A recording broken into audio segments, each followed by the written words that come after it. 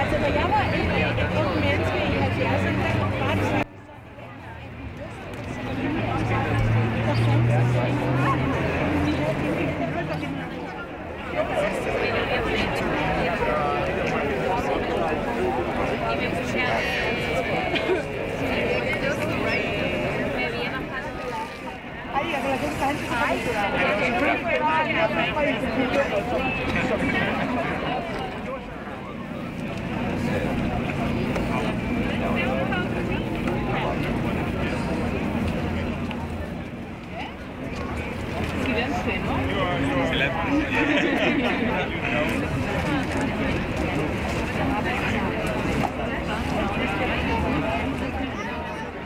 Ah, no me gusta, está bien. Está que más que florecita, sea un dibujillo al que lo represente, pero no hay sitio. Ah, bueno. Sí. ¿Dónde lo puedo pegar? ¿Lo pego por ahí o lo quieres llevar por el normal?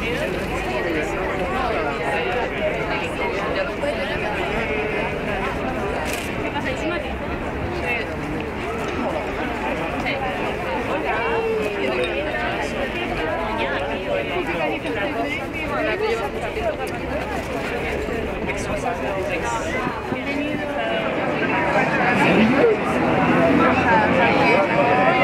O sea, como lo de... No, la del 19. Det er voldspil til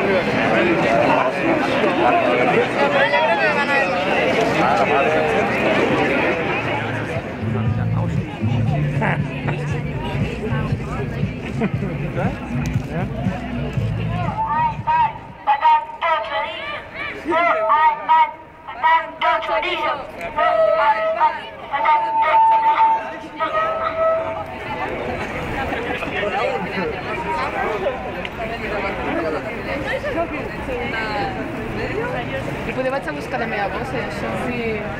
Pues sí.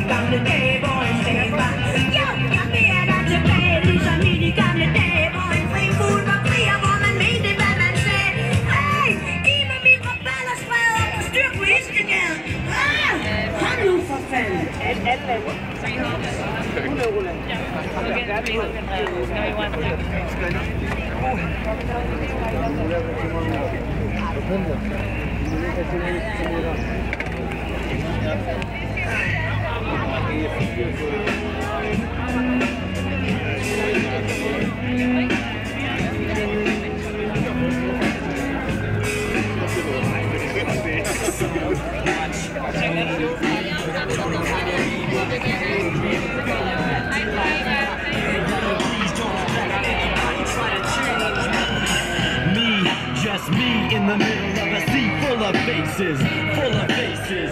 Some laugh, some salivate, glasses, or alleyway recycling bins or bullet cases. It's not equal, it's not fair. We're different people, but we're not scared. We ain't never scared to pave it.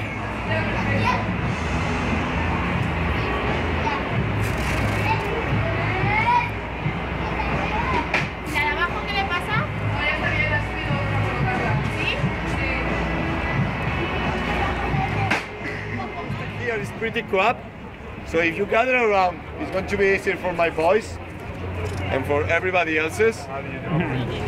Come on, move your feet and your ass will follow you.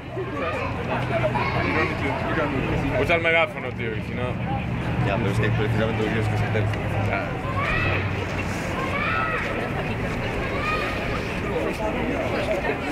Can you actually hear me? Yes. Coolness, because I hate that thing. So, It doesn't hate you. that's what she said. It's actually really, really nice seeing so many people here today. When we were in the meeting on Wednesday, trying to organize the small infrastructure for this, we were like, how the fuck, there's going to be just the 10 of us, and then a people of friends that really love us, but they don't trust us and all this. So it's really, really nice to see so many people. This square is big, but if we were somewhere else, you would really realize I've been counting, we are about 200-300 people. It doesn't look like, but we actually are. So the idea for today, apart from having some fun, was giving a bit of information about what's going on these days in Europe, especially in Spain and in Greece. That seems to be the places where things are boiling and sparkling a bit more. And then we wanted to hold a small assembly where we will decide about making our own manifest, the manifest of Copenhagen, about why are we here, what matters to us, and what are the next steps we want to take. So we're going to make a small information round, and then we all will try to discuss about this small document that will be a bit like our signature. And after that, we will decide what's the next action we are going to take. If we are going to meet here next Wednesday, if we are going to make a party on some bank, whatever, right? But the important thing is, like, you all have come here, now you all have to use your voice. Okay, so Tim is going to read a small document that we've been working on, and then some information. Okay, thank you for gathering, everybody. I'll just read this statement put together by everybody. We are ordinary people, all of us gathered here. And we've all gathered here because we're angry about the political, economic and social outlook which surrounds us. The corruption amongst politicians, businessmen and bankers, leaving us helpless and with a bleak future. Once more, our European leaders have acted against the interests of ordinary citizens in favour of financial corporations and institutions. On the 27th of June in Brussels, every government represented in the EU will gather to codify and sign the Euro Pact, a socio-economic agreement for the international alliance according to which the countries of the European Union will legislate in line with the dictates of the International Monetary Fund, the European Central Bank and the World Bank. The Euro Pact is the way chosen by the EU heads of government to implement their economic governance plan. This means, among other things, cutting wages and social spending, eroding social protection models, and which will invariably result in greater job insecurity. Constitutionally enshrined the straitjacket of the Stability Pact, the pact imposes control on deficits, 3% of GDP, and debt up to 60%. And with this, the pro-cyclical nature of economic policy. It will apply greater fiscal regression and the shrinking of the public sector, leading to further privatization of public services. Thus, member countries are reducing the margins of popular sovereignty and that of economic, social, and labor policies, which we will have to adapt to in the absence of significant political and social upheavals, and these will be practically irreversible. So, we're here gathered because we want a Europe that meets the needs of workers and ordinary citizens, not a Europe of war and private capital.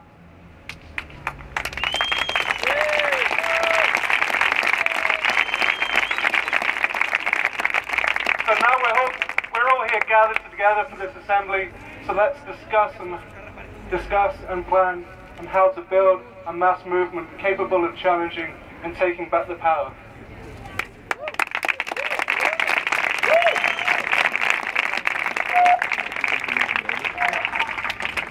Vi tager det på dansk også. Jeg tager lige brillerne på.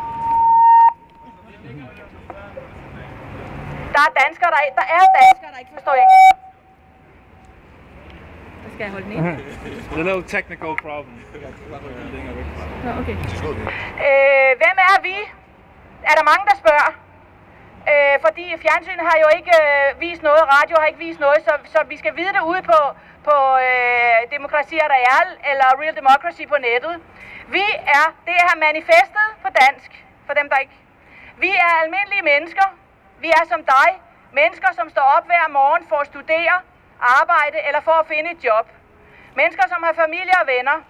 Mennesker, som arbejder hårdt hver dag for at give en bedre fremtid til dem omkring os. Nogle af os anser os selv som progressive, andre som konservative. Nogle af os er religiøse, andre er ikke. Nogle af os har klart definerede ideologier, andre er apolitiske, men vi er alle bekymrede og vrede på grund af det politiske, økonomiske og sociale landskab, vi ser omkring os. Med korruption blandt politikere, forretningsmænd og bankfolk med mere. Det efterlader os hjælpeløse uden en stemme. Endnu en gang har europæiske magthavere taget en beslutning, der er imod befolkningens interesse og til fordel for store finansielle selskaber. Den 27. juni vil alle europæiske regeringer underskrive Europagten i Bruxelles. Europagten er en socio-økonomisk aftale om en international alliance, hvor EU-landenes lovgivning skal følge krav fra den internationale valutafond, IMF, den europæiske centralbank, ECB og Verdensbanken, WB. Jeg vil gerne her indføre, at selvom vi har kronen, så er vi linket til euroen. Og de kan lukke grænserne, vi er stadigvæk med. Europagten er den måde, EU-regeringslederne har valgt at gennemføre deres økonomiske politik på. Dette betyder blandt andet lønnedgang, nedskæringer på velfærden, underminering af velfærdssystemer og indføring af større jobusikkerhed. Pagten pålægger kontrol med underskud 3% af bruttonationalproduktet og gæld 60%. Den vil medføre større økonomisk nedgang og en indskrænkelse af den offentlige sektor. På den måde reducerer medlemslandene befolkningens bestemmelse over økonomisk, social og arbejdsmarkedspolitik. Der i stedet skal tilpasses institutionaliserede kriterier, som vil være umulige at rulle tilbage i praksis. Dansk presse, radio, tv informerer dig ikke.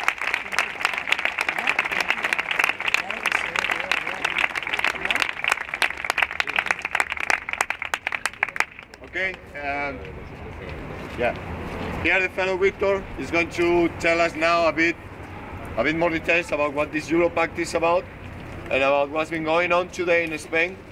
It's been pretty awesome. And then we have some fellows from Greece that will tell us something else about the rest of the European movement. So, go ahead. Okay. Hi everyone, thank you for coming. I think it's amazing that we are like 200 people gathering here to just complain.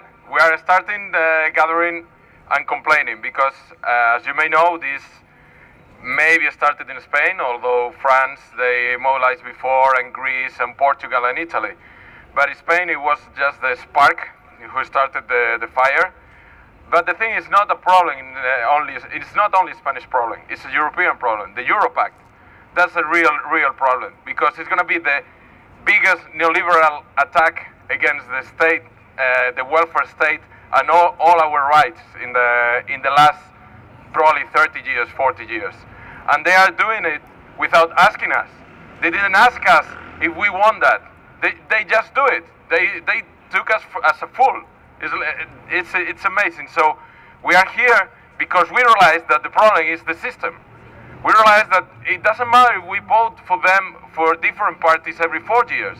It doesn't matter the party, it doesn't matter the politicians. The problem is the system. They don't hear.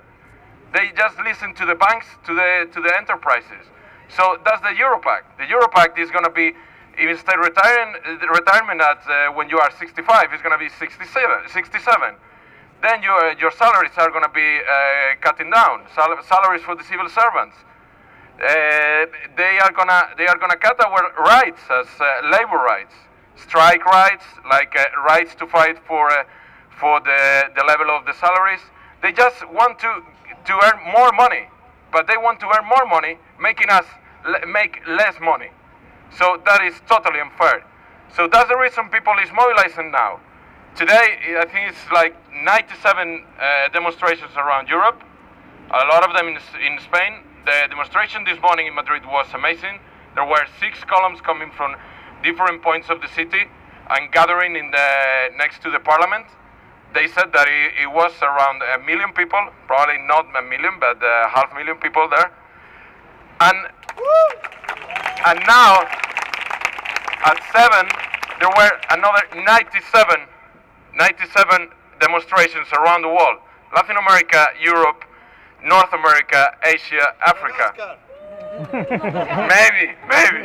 Yes, it was. So we are showing them that we don't like them. We don't want this system.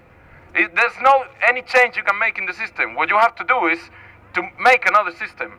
So now that's the reason we are organizing assemblies, to show them that we don't need their representation. We can represent ourselves. So that's the reason every demonstration is finished in an assembly where everything is decided. All decision is made by the assembly. It's not people representing anyone. There's no groups. Everyone speaks by themselves. So that's the idea. That's the reason people is mobilizing in Spain and around Europe. And that's the reason we should keep working together. And I just want to finish like Rage Against the Machine said, we are taking the power back.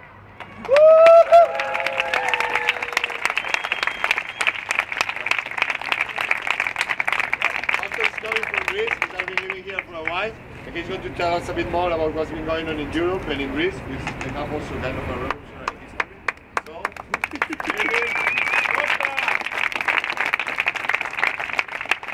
So, hi to everybody. What is happening now is in this Europact. So, let me give some information that you will probably not hear from the media. But the situation in Greece and the reasons that cause this situation. As a small introduction, I have some numbers. Today the unemployment in Greece is practically at more than 20% in general, and among young people it is at about 40%. Starting salary for young people was reduced in the name of competitiveness from like 5,200 krona to 4,200. This number is not per week, it is per month. Labor conditions in Greece are quite depressing. The high unemployment rates and the lack of real welfare benefits for unemployed people favor phenomena like black labor, unpaid overtime, non-existent vacation rights. A lot of small companies closed down in the last 2 years, and related to that, the rate of suicides due to debts increased dramatically, despite the to 49 until the military dictatorship between 1967 to 74. During this period, there was no real political stability. At the same time, extensive internal migration took place. Half of the Greek population ended up living in Athens, in the capital. So in 1981, Greece entered the European Community. The European Union membership appeared as a good opportunity for the country's democratization and economic advance. Yet, due to lack of an adequate democratic policy as well as culture, in combination with the EU's emphasis to pursue the economic interests of the most powerful members, created further controversial situation. On one hand, corrupted political elites used different funds in the same way they used the public sector, that means as a means to bribe citizens. On the other hand, European Union economic policy priorities provided funds for particular kinds of infrastructure related to the opening of markets in the country. As an example, Greece highways were extended using European money, when at the same time railways remained underdeveloped.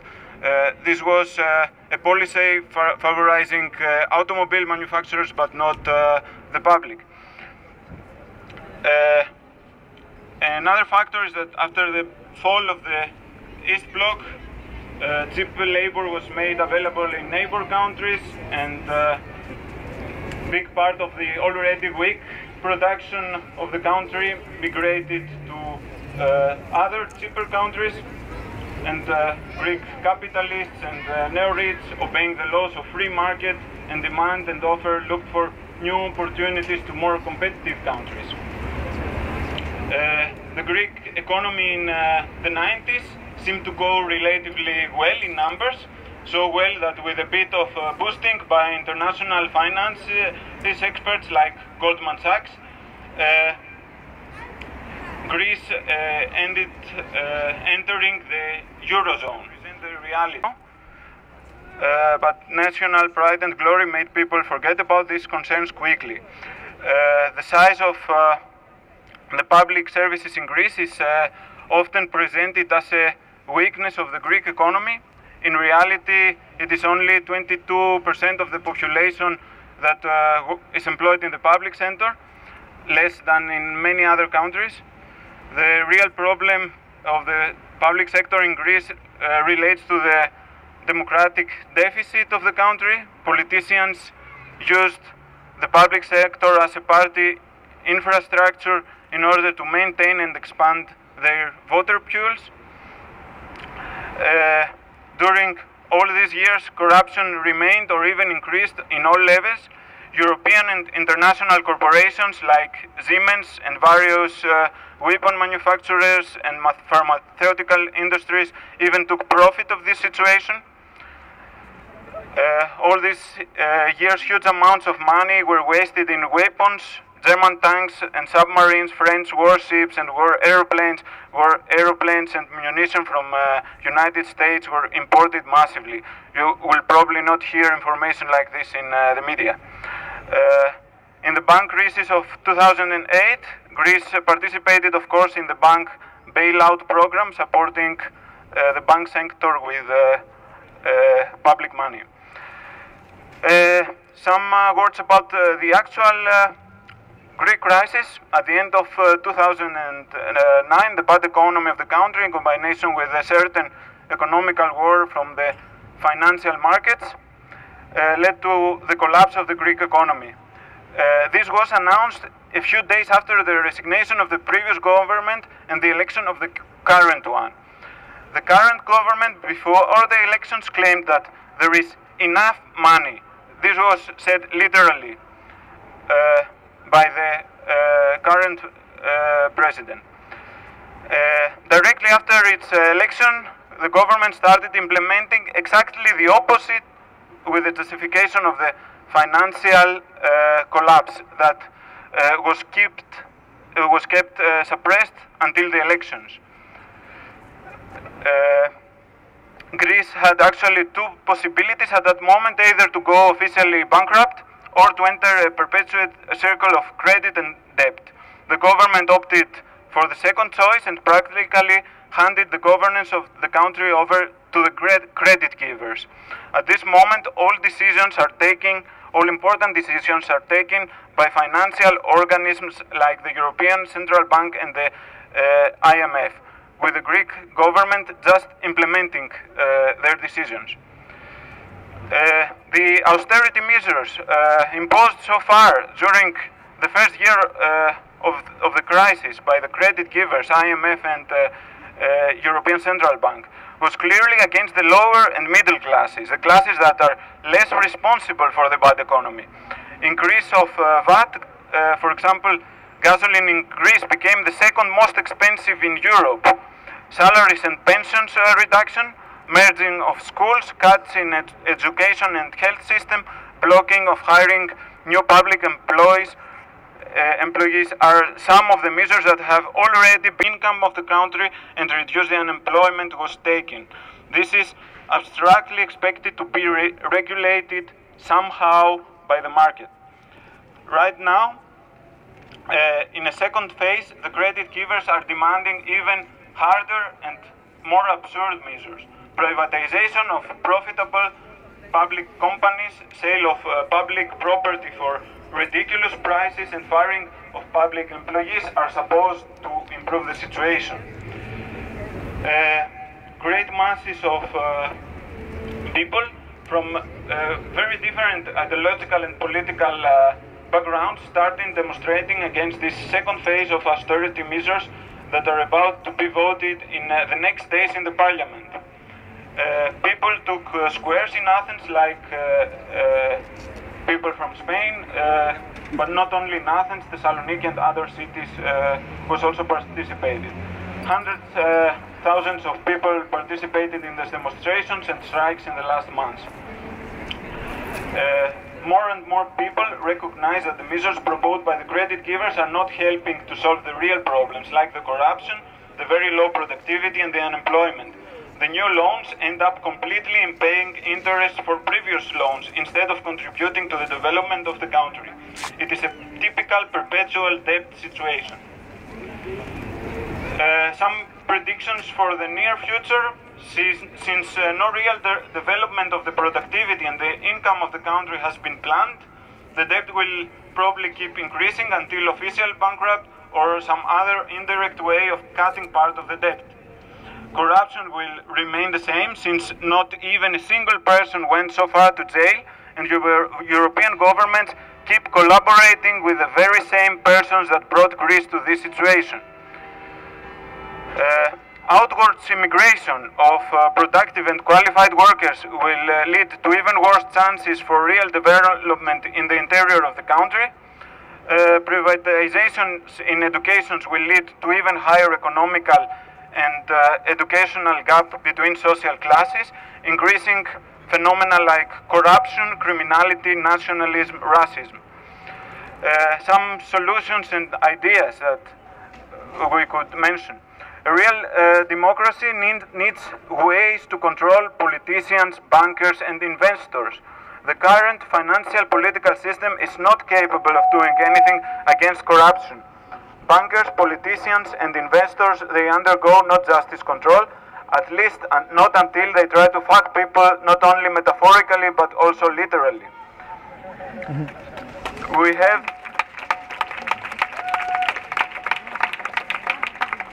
have to fight against the increased demands for absurd competitiveness all over Europe, all over the world. This is Europact. And the solutions will not come from the established systems, but from us, the people. Thank you. Bravo.